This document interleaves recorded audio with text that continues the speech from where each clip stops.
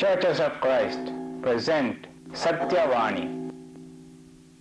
క్రీస్తు సంఘములు సమర్పించు సత్యవాణి.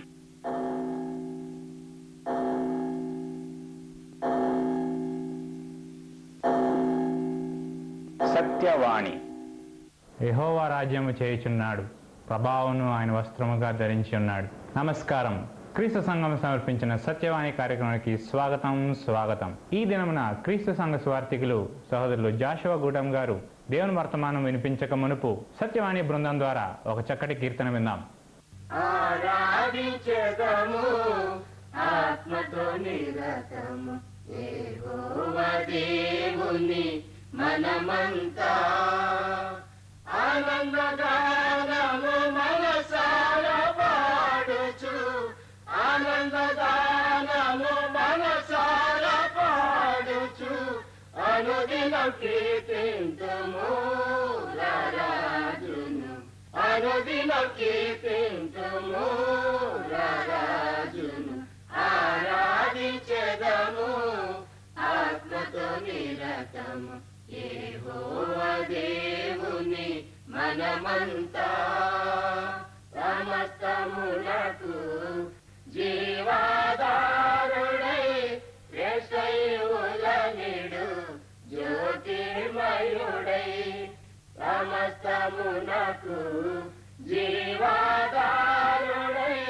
శ్రేష్ఠయులనిడు జ్యోతిర్మయుడై, భూమి యందు కృప చూపు కరుణా సంపన్నుడు, భూమి యందు కృప చూపు కరుణా సంపన్నుడు, యుగములకు కర్తయే శ్రీమంతుడు, యుగములకు కర్తయే శ్రీమంతుడు. ఆరాధించెదము ఆత్మతో నిరతము యెహోవా దేవుని మనమంతా, ఆనందగానము మనసారా పాడుచు, ఆనందగానము మనసారా పాడుచు, అనుదినం కీర్తింతుము రారాజును, అనుదినం కీర్తింతుము రారాజును. ఆరాధించెదము ఆత్మతో నిరతము యెహోవా దేవుని మనమంతా. చక్కటి కీర్తన వినిపించినటువంటి మా సత్యవాణి బృందానికి హృదయపూర్వక వందనములు. మీరు ఎంతో ఆసక్తితో ఎదురు చూస్తున్న దేవుని వర్తమానము ఇప్పుడు విందామా? I present you brother Joshua Gootam. Satyavani శ్రోతలకు నా హృదయపూర్వక వందనాలు. మీతో కలిసి దేవుని యొక్క వాక్యాన్ని ఇలాగ పంచుకోవడానికి దేవుడు నాకు ఇచ్చినటువంటి సమయం వరకు ఆయనకు వందనాలు తెలియజేస్తున్నాను. మీరు కూడా మీ సమయాన్ని వెచ్చించి టీవీ ముందు కూర్చొని దేవుని వాక్యం వినడానికి ఆసక్తితో సమయాన్ని వెచ్చించినందుకు మీకు కూడా నా వందనాలు తెలియజేస్తున్నాను. మీరు రాస్తున్నట్టు మంచి ఉత్తరాల కొరకై, చేస్తున్నట్టు ఫోన్ కాల్ కొరకై వందనములు చెప్పాలని కోరుతున్నాను. అనేక మంది బైబిల్ పాఠములు మా దగ్గర నుంచి ఉచితంగానే పొందుతున్నారు. మీరు ఆ బైబిల్ పాఠములను పూర్తి చేసినట్లయితే, ఇప్పటికే సంపూర్తి చేసినట్లయితే, దానివల్ల మీరు ఆధ్యాత్మికంగా మేలు పొందామని తలుస్తున్నట్లయితే మీ బంధువులకు మిత్రులకు పరిచయం చేయండి. కనీసం 10వ తరగతి అంతకు పైగా చదువుకున్న వాళ్ళు, 16 నుంచి 90 సంవత్సరాల వయసు వచ్చే వాళ్ళు ఈ పాఠములు చేయొచ్చు. ఇందులో వయో పరిమితి ఏమీ లేదు. మీరు చదవడం రాయడం వచ్చినట్లయితే తప్పకుండా ఈ పాఠంలో మీరు చదవాలని కోరుచున్నాం, సత్యాన్ని గ్రహించాలని కోరుచున్నాం. యాకోబు పత్రిక 3వ అధ్యాయం 13వ వచనం నుంచి కొన్ని వచనాలు నేను చదివి వినిపించాలని కోరుతున్నాను. అక్కడ యాకోబు ఇలా చెప్తున్నాడు, మీలో జ్ఞాన వివేకములు గలవాడెవడు, వాడు జ్ఞానముతో కూడిన సాత్వికము గలవాడై తన యోగ్య ప్రవర్తన వలన తన క్రియలను కనపరచవలెను. అయితే మీ హృదయముల్లో సహింపనలవి కాని మత్సరమును వివాదమును ఉంచుకునే వారైతే అతిశయపడవద్దు, సత్యమునకు విరోధముగా అబద్ధమాడవద్దు. ఈ జ్ఞానము పైనుండి దిగి వచ్చినది కాక భూ సంబంధమైనదియు ప్రకృతి సంబంధమైనదియు దయ్యముల జ్ఞానం వంటిదినై ఉన్నది. ఏలనగా మత్సరమును వివాదమును ఎక్కడ ఉండునో అక్కడ అల్లరియు ప్రతినీచి కార్యము నుండును. అయితే పైనుండి వచ్చు జ్ఞానము మొట్టమొదట పవిత్రమైనది, తరువాత సమాధానకరమైనది, మృదువైనది, సులభముగా లోబడినది, కనికరముతోనూ మంచి ఫలములతోనూ నిండుకొన్నది, పక్షపాతమైనను వేషధారణైనను లేనిది అయినది. నీతి ఫలము సమాధానము చేయవారికి సమాధానమందు విత్తబడును అని భక్తుడైనటువంటి యాకోబు తాను వ్రాసిన పత్రిక 3వ అధ్యాయము 13 నుంచి 18 వరకు ఉన్నటువంటి వచనాల్లో వ్రాసినాడు. తను ఈ ప్రశ్న వేస్తున్నాడు, మీలో జ్ఞాన వివేకములు కలవాడెవడు? మనలో ప్రతి వారు కూడా జ్ఞానాన్ని అన్వేషిస్తున్న వారు అయినారు. వేసవి కాలపు సెలవులు ముగింపు అయిపోగానే విద్యార్థులు త్వరగా వాళ్ళ కాలేజీలకు, పాఠశాలలకు, యూనివర్సిటీకి వెళ్తూ ఉంటారు. తర్వాత తల్లిదండ్రులు కూడా చిన్నపిల్లలను 3 సంవత్సరాలు నిండగానే ఎల్కేజీలోను ఆయా స్కూల్స్లో అడ్మిట్ చేయడానికి వాళ్ళు ఆతృత పడుతూ ఉంటారు. తల్లిదండ్రుల యొక్క కాంక్ష ఏంటి? వారిని బిడ్డలను అతి శ్రేష్టమైనటువంటి స్కూల్స్లో చేర్పించి వారిని గొప్ప విద్యావంతులుగా చేద్దామని, వారు గొప్ప విద్యావంతులు కావాలని, జ్ఞానాన్ని సంపాదించుకుని పెరిగి పెద్దవారై లోకంలో గొప్ప పేరు ప్రఖ్యాతులు, ధనధాన్యములు ఆర్జిస్తారని తల్లిదండ్రుల యొక్క ఉద్దేశమైనది. జ్ఞానమును సంపాదించుకోవడం అందరికీ అవసరమే. జ్ఞానాన్ని సంపాదించుకోవాలని ప్రతి వారు కూడా కోరుచున్నారు. మానవునికి ఇది క్రొత్త సంగతి ఏమీ కూడా కాదు. నిజానికి మన ఆదిమ తల్లిదండ్రులే జ్ఞానము కొరకు, జ్ఞానం సంపాదించుకోవడానికి వాళ్ళు ఎక్కువ ప్రయత్నం చేసి పాపంలో పడినట్లు మనకు కనపడుతున్నది. మనం ఆదికాండంలో చూసినట్లయితే ఆదాము హవ్వలు వాళ్ళు దేవుడు ఇచ్చిన దానికంటే ఎక్కువ తెలివిని సంపాదించుకోవాలని ప్రయత్నం చేశాడు. నిజానికి దేవుని కంటే ఎక్కువైన తెలివి మీకు ఇస్తానని అపవాది వారికి చెప్పి మోసగించడం వల్ల వాళ్ళు పాపంలో పడ్డారు. ఇది నిజమా అని సాతానుడు వచ్చి ముందు హవ్వను శోధించాడు. హవ్వకు ఏం చెప్పాడంటే, మీరు దేవుడు నిషేధించినటువంటి పండు తినమన మీరు దేవదూతల వల్ల అయిపోతారని చెప్పాడు. ఏలైనగా మీరు వాటిని తినుదినమన మీ కన్నులు తెరవబడిననియు మీరు మంచి చెడ్డలను ఎరిగిన వారై దేవతల వలె ఉందురనియు దేవునికి తెలియను అని ఆ స్త్రీతో చెప్పింది. అంటే జ్ఞానాన్ని అక్కడ వాగ్దానం చేసింది. నేను చెప్పిన రీతిగా మీరు పండు తినట్లయితే మీరు దేవుని వలె అయిపోతారు, లేకపోతే దేవునితో సమానమైన జ్ఞానాన్ని సంపాదించుకుంటారని ఆదాము హవ్వలను ఈ సర్పము మోసగించింది. నిజానికి పాపం మోసపోయినది, స్త్రీ మోసపోయినది. తాను ముందు పాపం చేసిన తర్వాత ఆదాము కూడా ఆ పండు తినడానికి ప్రోత్సహించింది. అయితే వెంటనే వాళ్ళు తెలుసుకున్నారు, ఏమది? సాతానుడు వాగ్దానం చేసింది ఒకటి, దాని ద్వారా వాళ్ళకి సంక్రమించిన ఫలితం ఇంకొకటి అని. సాతాను యొక్క తత్వమేది, అది ఒకటి వాగ్దానం చేస్తుంది, దానికి భిన్నమైనటువంటి ఫలితాలను మనకు అనుగ్రహిస్తుంది. అయితే జ్ఞానం సంపాదించుకోవాలి. మనం జ్ఞానం కావాలంటే దేవుని అడగాలని వాక్యం చెప్తున్నది. మీలో ఎవరికైనా జ్ఞానము కొదుగోనడలా అతడు దేవుని అడగవలెను, అప్పుడది అతనికి అనుగ్రహింపబడును అని యాకోబు పత్రిక 1వ అధ్యాయం 5వ వచనంలో మనకు కనబడుతున్నది. అయితే జ్ఞానానికి విద్యకును చాలా తేడా ఉంది. తర్వాత జ్ఞానానికి తెలివికి తేడా ఉన్నది. ఈ లోకంలో అనేక మంది తెలివి గల వాళ్ళే ఉన్నారు. ఈ లోక సంబంధమైనటువంటి తెలివిని, ఈ లోక సంబంధమైనటువంటి జ్ఞానాన్ని కలిగిన వారు అనేక మంది ఉన్నారు. కానీ వాళ్ళందరూ దేవుని దృష్టిలో ఆత్మీయంగా జ్ఞానులని మనం చెప్పుకోలేము. అనేక మంది విద్యావంతులు ఉన్నారు. అనేక మంది గొప్ప గొప్ప విద్య సంబంధించినటువంటి బిరుదులను సంపాదించుకున్న వాళ్ళు ఉన్నారు. పెద్ద పెద్ద బిరుదులు ధరించుకున్న విద్యావంతులు ఉన్నారు. అయితే వాళ్ళకి బిరుదులు ఉన్నంత మాత్రాన వాళ్ళు జ్ఞానులు కాదు. Just because they are educated does not mean that they are wise people. ఈ లోకంలో ఇంటెలిజెన్స్కి, విజ్డమ్కి గొప్ప వ్యత్యాసం ఉందని మనం తెలుసుకోవచ్చు. చాలామంది ఇంటెలిజెంట్ పీపుల్ ఉన్నారు, ఇంకా not all of them are wise people. Criminals అంటే నేరస్తులు కూడా చాలా తెలివైన వాళ్ళే. వాళ్ళు తమ తెలివిని వినియోగించి అధికారులకు దొరకకుండా, ప్రజలకు కనపడకుండా గొప్ప గొప్ప నేరాలు చేస్తూ ఉంటారు. కానీ వాళ్ళు ఎంత తెలివి ఉపయోగించేసారు, ఎక్కడో చోట చిన్న పొరపాటు చేసి వాళ్ళు పప్పులు అడిగేసామని త్వరలోనే వాళ్ళు గ్రహిస్తూ ఉంటారు. అయితే అటువంటి జ్ఞానం ఎటువంటిదంట? వాక్యం ఏం చెప్తుందంటే, ఈ లోక సంబంధమైనటువంటి జ్ఞానము పైనుండి వచ్చినది కాక భూ సంబంధమైనదియు ప్రకృతి సంబంధమైనదయు దయ్యముల జ్ఞానం వంటిదై ఉన్నదంట. అటువంటి జ్ఞానం ఎక్కడైతే ఉంటుందో అక్కడ ఏముంటుందంటే మత్సరమును, వివాదమును అక్కడ ఉంటుందట. తర్వాత అల్లరియు ప్రతి నీచ కార్యమును అక్కడ ఉంటుందని చెప్తుంది. అది భూ సంబంధమైనటువంటి జ్ఞానమైనది. అయితే దేవుడు అనుగ్రహించి జ్ఞానం ఎలాగుంటుంది?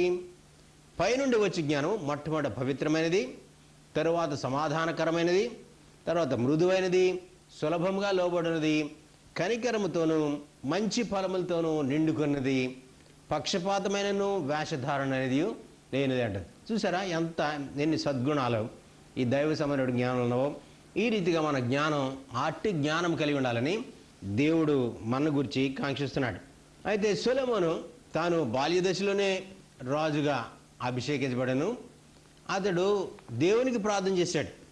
ఏమని ప్రార్థన చేశాడు? తనకు ధనధాన్యాలు కావాలని, లేకపోతే గొప్ప బలము కావాలని, సంబంధమైనటువంటి అనేక దేశాలు జయించాలని, పేరు ప్రఖ్యాతుల వరకు సొలొమోను దేవుణ్ణి ప్రార్థించలేదు.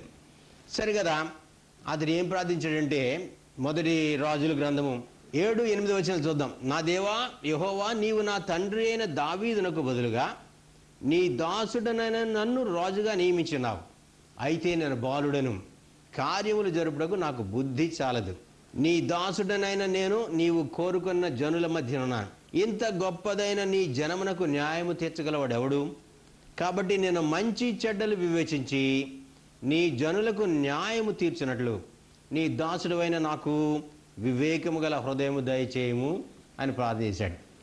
సొలొమోను జ్ఞానము కొరకు, వివేకము కొరకు దేవుని ప్రార్థిస్తే దేవుడు ఏం చేశాడు? సొలొమోను చేసినటువంటి మనవి దేవుని దృష్టికి అంగీకారంగా ఉందట. అందుకు దేవుడు అతనికి ఎలా సెలవిస్తున్నాడు? 11వ వచనంలో, దీర్ఘాయువునైనను ఐశ్వర్యమునైనను నీ శత్రువుల ప్రాణమునైనను అడుగుక న్యాయములను గ్రహించుటకు వివేకమును అనుగ్రహించమని నీవు అడిగితివి. ఈలాగున అడిగినందున నీ మనవి ఆలకించున్నాను. బుద్ధి వివేకములు గల హృదయము నీకు ఇచ్చున్నాను. పూర్వీకులలో నీ వంటివాడు ఒకడునూ లేడు, ఇక మీదట నీ వంటివాడు ఒకడును ఉండడు. మరియు నీవు ఐశ్వర్యమును ఘనతను ఇమ్మని అడగకపోయినను నేను వాటిని కూడా నీకు ఇచ్చున్నాను. అందువలన నీ దినములన్నిటను రాజులలో నీ వంటివాడు ఒకడైనను ఉండడు అని దేవుడు సొలొమోనుకు వాగ్దానం చేసినాడు. సొలొమోను మహాజ్ఞాని. సొలొమోను రాసినటువంటి సామెతల గ్రంథాన్ని మీరు పదే పదే చదవాలని కోరుతున్నాను. సామెతలు, ప్రసంగి, పరమగీతములు ఈ 3 చదివినట్లయితే గొప్ప దైవ సంబంధ జ్ఞానం అందులో మనకు లిఖించబడి ఉన్నది. ఇందుకే మన ప్రశ్న ఏంటంటే, జ్ఞాని అయిన వాడెవడు అనేవాడు. యాకోబు అదే ప్రశ్న వేశాడు కదా, మీలో జ్ఞాన వివేకములు కలవాడు ఎవడు? ఎవడు జ్ఞాని అయినవాడు అంటే అతడు యాకోబు ఎలా చెప్తున్నాడు, జ్ఞానము కలిగిన వాడు తన యొక్క జ్ఞానమును సత్క్రియలతో కనపరచాలట. మరలా యాకోబు పత్రిక 3వ అధ్యాయంలోకి వెళదాం. మీలో జ్ఞాన వివేకములు కలవాడెవడు? వాడు జ్ఞానముతో కూడిన సాత్వికము గలవాడై తన యోగ్య ప్రవర్తన వలన తన క్రియలను కనపరచవలను. జ్ఞాని అయిన వాడు ఎంత గొప్ప విద్యావంతుడైనను కూడా తను వినయ విధేయతలు కలిగి ఉంటాడు, సాత్వికము కలిగిన వాడు అంటాడు. మీరు గొప్ప గొప్ప విద్యావేత్తలను చూడండి, వాళ్ళు తమ డిగ్రీలను వాళ్ళ భుజాల మీద మోసుకోరు. నిజానికి ఒకసారి వాళ్ళని చూసినట్లయితే వాళ్ళు సామాన్యమైన మానవులుగా ఉంటారు. వాళ్ళు డంబం ఏమి ప్రదర్శించరు, గర్వం అస్సలే ఉండదు. సాధారణంగా తమ్మును తాము తగ్గించుకున్నట్లుగా మనకు కనబడుతూ ఉంటారు. మన మధ్య మన దేశపు అధ్యక్షుడు అబ్దుల్ కలాం గారు దీనికి ఒక ఉదాహరణగా ఉన్నారు. ఆయన గొప్ప విద్యావేత్త, గొప్ప శాస్త్రవేత్త, మన దేశపు రాష్ట్రపతి. ఆయనను సరే ఆయన బహు సాత్వికుడిగా మనకు కనబడుతూ ఉంటాడు. ఇలాగే చెప్తున్నాడు. అందుకని జ్ఞాన వివేకములు గలవాడు తన జ్ఞానమును సాత్వికము గలవాడే యోగ్య ప్రవర్తన వలన కనుపరచవలెను అని పరిశుద్ధాత్మ మనకు చెప్తున్నాడు. కొరింథీయులకు రాసినటువంటి మొదటి పత్రిక 3వ అధ్యాయము 18-19 వచనాలు మనం చూసినట్లయితే ఇలా చెప్తున్నాడు పరిశుద్ధాత్ముడు, ఎవడును తను తాను మోసపరచుకొనకూడదు. మీలో ఎవడైనను ఈ లోకమందు తాను జ్ఞానినని అనుకొనిన ఎడల అతడేం చేయాలి? జ్ఞాని అగినట్లు వెర్రివాడు కావాలను. ఈ లోక జ్ఞానము దేవుని దృష్టికి వెర్రితనమే అని అక్కడ చెప్తున్నాడు. మన జ్ఞానమును మనము సాత్వికముతో మంచి క్రియలు చేస్తూ మనం ప్రదర్శించాలి. తర్వాత దేవుని వాక్యంలో మరొక సంగతి చెప్తుంది, ఎవరైతే తన తల్లిదండ్రులను ఘనపరుస్తాడో, ఎవరైతే తల్లిదండ్రులు ఇచ్చే క్రమశిక్షణకు లోబడతారో అట్టివారు జ్ఞానులని దేవుని యొక్క వాక్యం చెప్తుంది.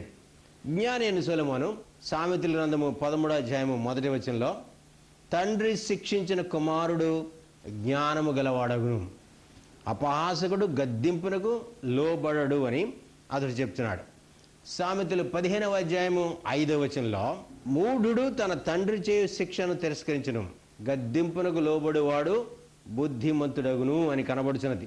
అంటే ప్రతి తండ్రులు కూడా తమ బిడ్డలను క్రమశిక్షణలో పెంచాలి. క్రమశిక్షణలో పెంచబడినటువంటి బిడ్డలు పెరిగి పెద్దవారైన తర్వాత మంచి పౌరులుగా ఉంటారు, మంచి సంఘ నాయకులుగా తీర్చిదిద్దబడతారు, సమాజానికి ఈ దేశానికి గొప్ప నాయకులుగా వాళ్ళు తయారవుతారు. అందువలన తల్లిదండ్రులకు కూడా దేవుని యొక్క వాక్యం ఒక హెచ్చరికిస్తుంది. ఏమని హెచ్చరికిస్తుందంటే, తండ్రులారా మీ పిల్లలకు కోపం రేపక ప్రభు యొక్క శిక్షలోను బోధలోను వారిని పెంచుడి అని చెప్తుంది. అంటే బిడ్డలను పెంచే విధానము వాక్యంలో చెప్తుంది. మనకు అధికారం ఉంది కదని వారిని పదే పదే ఘోరంగా శిక్షించడం కంటే, మన బిడ్డలను ఒకవేళ శిక్షింపవలసి వస్తే వారు చావలని కాదు, కానీ వారు క్రమశిక్షణలో నడిపింపబడడానికి మనం శిక్ష విధించాలి.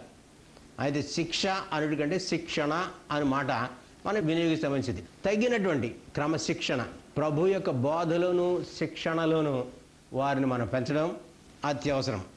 అలాగే పెంచినట్లయితే దేవుని యొక్క వాక్యము ఆ బిడ్డలకు కూడా గొప్ప ఆశీర్వాదకరంగా ఉంటుంది. ఎందువలన వాళ్ళు దేవుని భయము భక్తితో పెరిగారు కాబట్టి, దైవిక జ్ఞానంతో పెరుగుతున్నారు కాబట్టి, వారు పెరిగి పెద్దవారైన కూడా వారు నేర్చుకున్నటువంటి సత్య మార్గం నుండి తొలగిపోరు.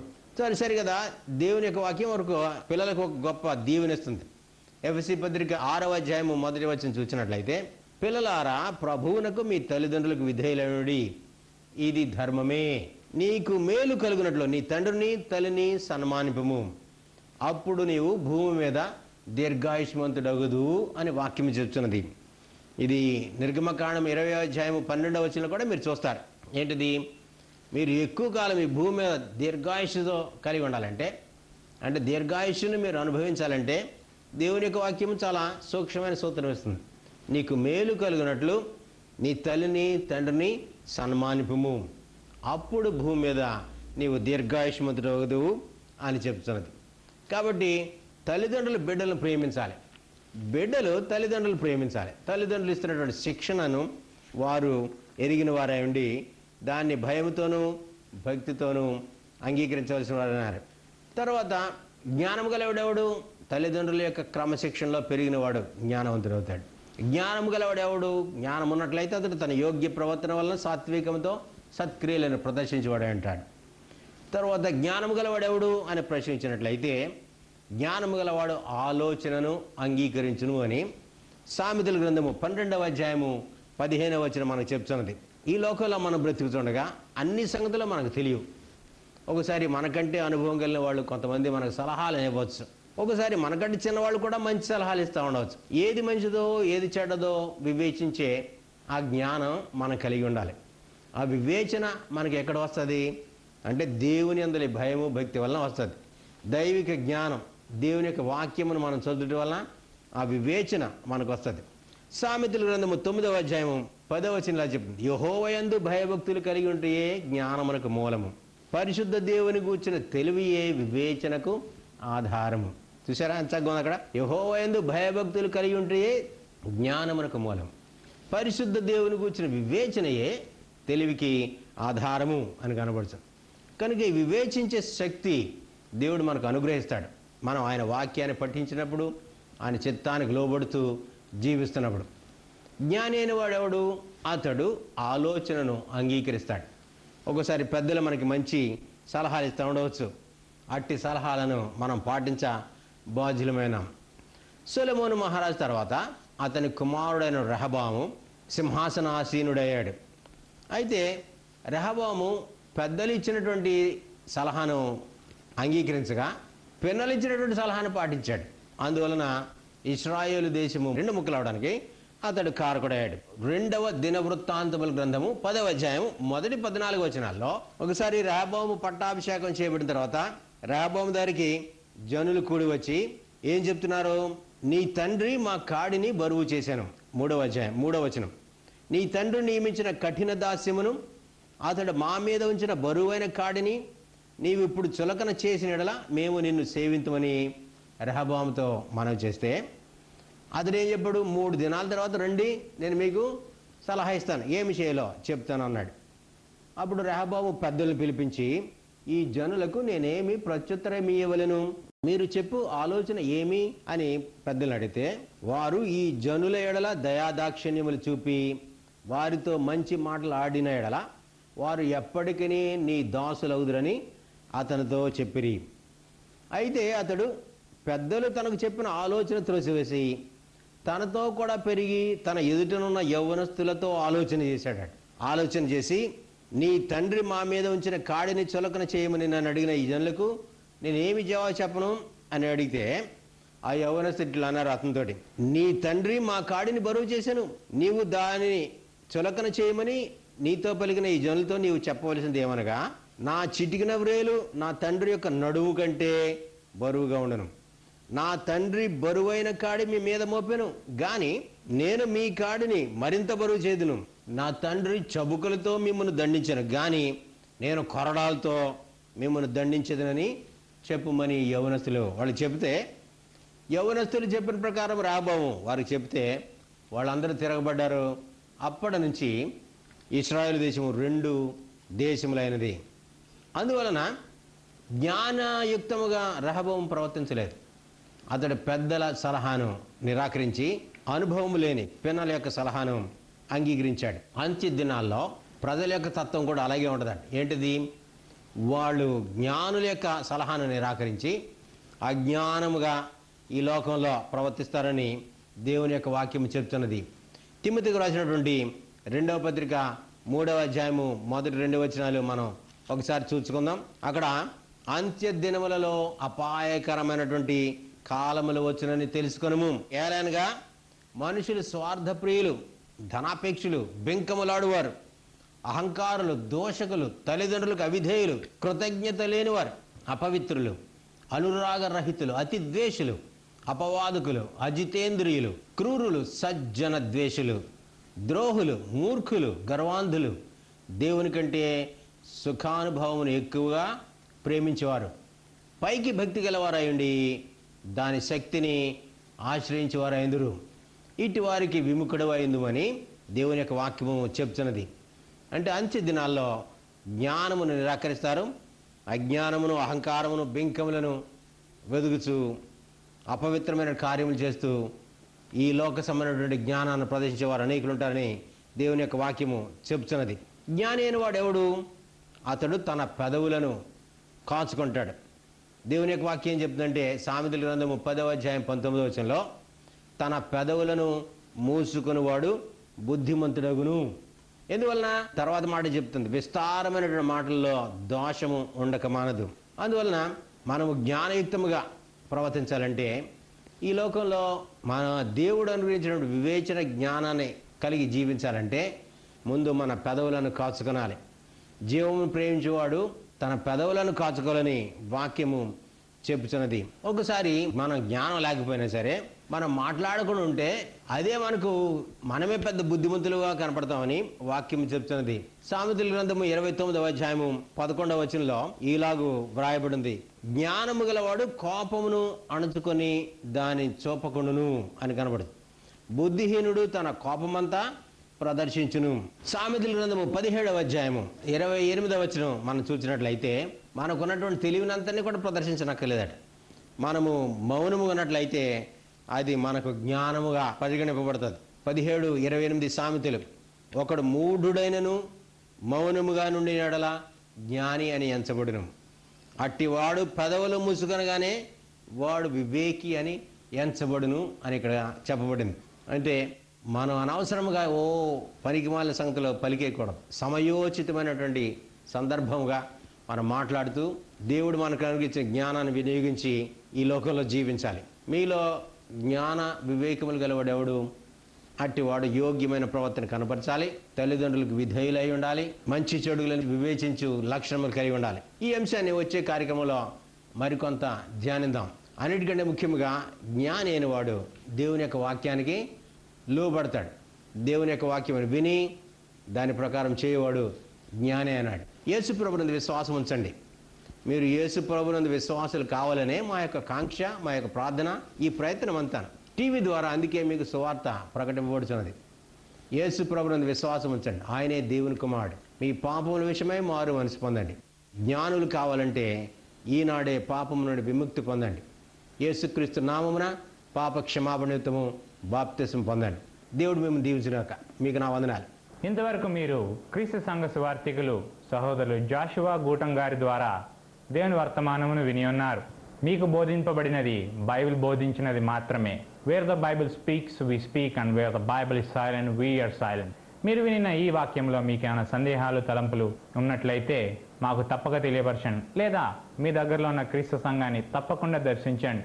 సత్యవాణిలో రేడియో ద్వారానో టీవీ ద్వారానో మీరు వినిచున్న పాటలు క్యాసెట్ల రూపంలో వాల్యూమ్ 1 to వాల్యూమ్ 4 ఉన్నది. సత్యవాక్కు అనే మాసపత్రిక మేము ముద్రించుచున్నాము. మా చిరునామా Satyavani, post box number 80, Kakinada, Andhra Pradesh 533001. మా టెలిఫోన్ నంబర్స్ 0884-236-3697 and 236-3722. మీరు ఒకవేళ కాకినాడలో ఉండి కాకినాడలో మీరు దర్శిస్తున్నట్లయితే మీరు మా కార్యాలయములకు తప్పుగా విచ్చేయండి. మీకు మా హృదయపూర్వక స్వాగతం. మా కార్యాలయం యొక్క అడ్రస్ సత్యవాణి 7-9-35 సాంబమూర్తి వీధి, కుళాయి చెరువు ఎదురుగా, రామారావుపేట, కాకినాడ. సత్యవాణి 7-9-35 సాంబమూర్తి వీధి, రామారావుపేట. జ్ఞాపకం ఉంచుకోండి, మీరు తప్పకుండా విచ్చేయండి. మీకు నా హృదయపూర్వక వందనాలు. ఇంతటితో ఈనాటి కార్యక్రమం అంతముకు వచ్చుచున్నది. తిరిగి వచ్చే వారం ఇదే సమయానికి ఇదే ఛానల్లో మరలా కలుసుకుందాం. అంతవరకు దేవుడు మీ తోడై ఉండను గాక.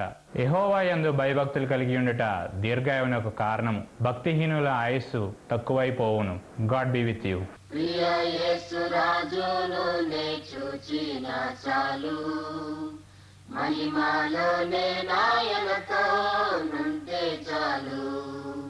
ప్రియ యేసు రాజును నే చూచిన చాలు, మహిమలోనే నాయనతో నుంటే చాలు.